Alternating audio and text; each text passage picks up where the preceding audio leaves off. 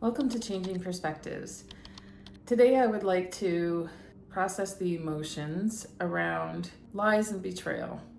So when you find out that someone is lying to you, or you find out that they are gossiping about you behind your back, maybe even doing a smear campaign, spreading rumors about you that aren't true, painting a picture of you that is just not based on truth. But this comes from someone that you thought was someone that you could trust, and how that makes you feel. So we're going to process the emotions around the initial thought and then the reality of it kind of sinking in. So I'm going to tap into my body and see what emotions and sensations come up when I think about this kind of scenario. And I encourage you to do the same. If you decide that you don't want to tap into your body, or you just want to observe, that's fine too. So I'm going to go ahead and do that.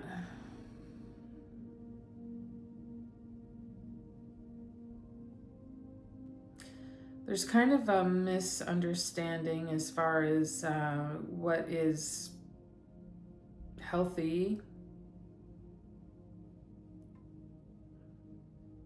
what you see isn't necessarily the truth, or it's kind of like confronting a two-faced person. You're never going to get the truth. You're never going to come down to the bottom of what really happened. So there's some shock and feeling of betrayal through that.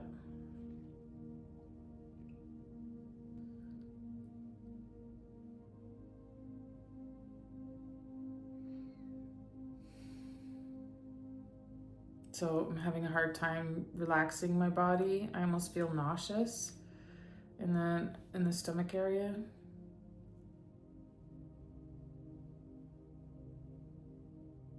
Shocked.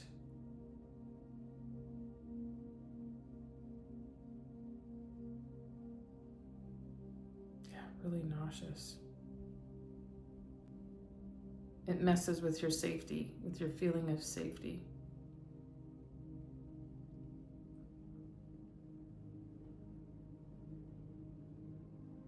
And then the realization that whatever you did tell this person could be used against you. Truthfulness is not the foundation of what's being said. So there's a disbelief, there's like a shocking kind of feeling of betrayal, feeling rejected, grief, of course, yeah. Sadness, a feeling of wanting to isolate, of wanting to retreat, like go within.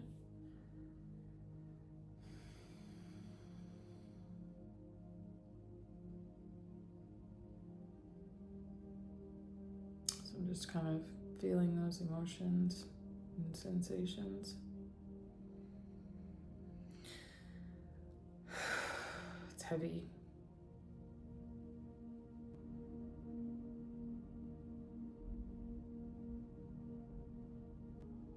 I'm like getting emotional, like wanting to cry.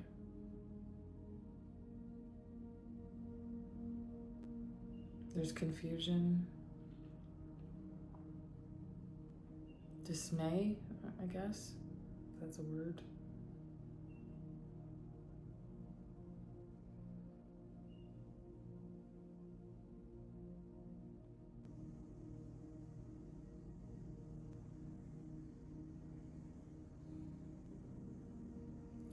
I think an experience like this, especially early on in life, helps you to be able to see things from a larger perspective, from an observer's perspective.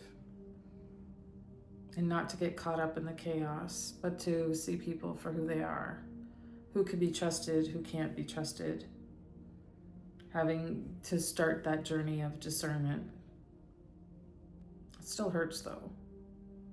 And it leaves you with this unsafety kind of feeling, not knowing who you can trust. So going within maybe is a good thing.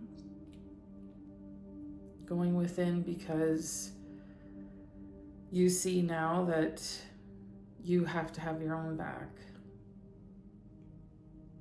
And by knowing yourself at a deeper level, you can then not judge, but it's kind of judging, I guess. Discerning, I think is a better word. So by going within yourself, understanding yourself at a deeper level, you're able to discern other people's actions. Seeing it from an observer's point of view, as opposed to getting caught up in the chaos. And when I think about the characteristics of the devil or God, I guess, the devil is all about chaos and confusion. Wants to keep you in a confused state. It doesn't really matter if you believe in that or not. It's a state of mind that's confusing and chaotic and really overwhelmed by the circumstances of life and really enthralled in it.